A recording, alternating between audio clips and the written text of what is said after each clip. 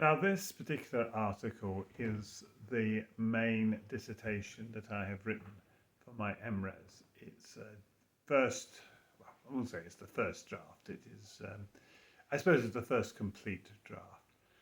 And it contains the arguments I lay out, starting with the evidence for modern miracles, taken primarily from Craig Keener's work, but also building upon Catherine Kuhlman's work. She had written 3 books in which she gives, in each of the books, about 13 or 14 healings that take place, where it is clear from the writing that there must have been medical evidence prior to the healing as well as medical evidence after the healing. And it's that particular type of modern miracle that I'm interested in because it has the capacity to overwhelm Hume's evidential argument against miracles.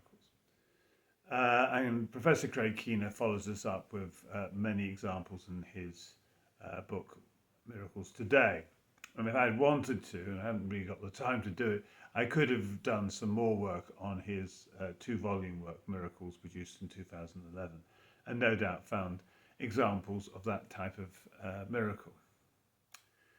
In the end, I find 125 miracles that are what I call miracles that have clear evidence that there was medical records before the healing, medical records after the healing, and testimony of an instant healing in the context of Christian prayer or Christian worship.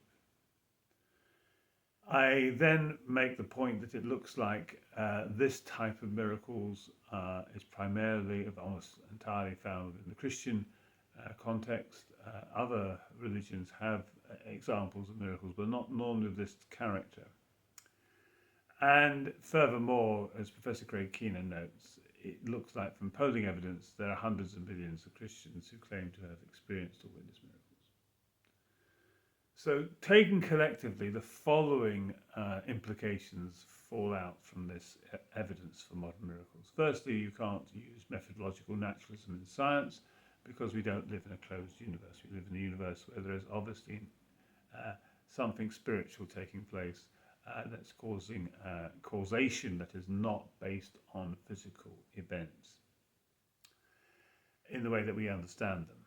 And so we live in an open universe where there's spiritual powers that are influencing events. And obviously, because most of these are all taking place in the context of Christianity, it is reasonable to say that that spiritual power is predominantly that of the Christian God, or the God of Christianity. When we go further into that, we can actually make a look at the argument for intelligent design. And once you strip away the need for methodological naturalism and say that we are able to have causes which are not purely natural, then I think the overwhelming evidence we now see for design in the biological world makes a compelling case. And 1,200 scientists have signed a website, Descent from Darwin, which shows that they are not satisfied that evolution can provide an answer to the complexity we're seeing. And added to that, there's the work of Professor John Sanford, which shows that, in fact, time is not evolution's friend, it's its enemy, because the mutation rate in all biological systems is too great. It overwhelms the system, and certainly within a million years would have seriously compromised it. And we have further evidence of soft tissue and dinosaur bones, etc., which show that the fossils are only thousands of years old. And I think, once you have established that miracles are taking place, and you really look at intelligent design and all the other evidence we now have, without the blinkers of methodological naturalism, which says only natural causes can be looked at, I think you'll see evidence for the Bible being true in a scientific way as well as in a history way. And that brings me on to the third implication, which is that historically the Church has always assumed that miracles authenticate divine revelation. The Bible certainly indicates that scriptures are authenticated by miracles. Jesus said, if you don't believe me for the words I say, will you believe me for the miracles I do, or the works? And since almost all the miracles that we're talking about take place in the context of Christianity, it makes sense to say that the Bible has been authenticated by these miracles.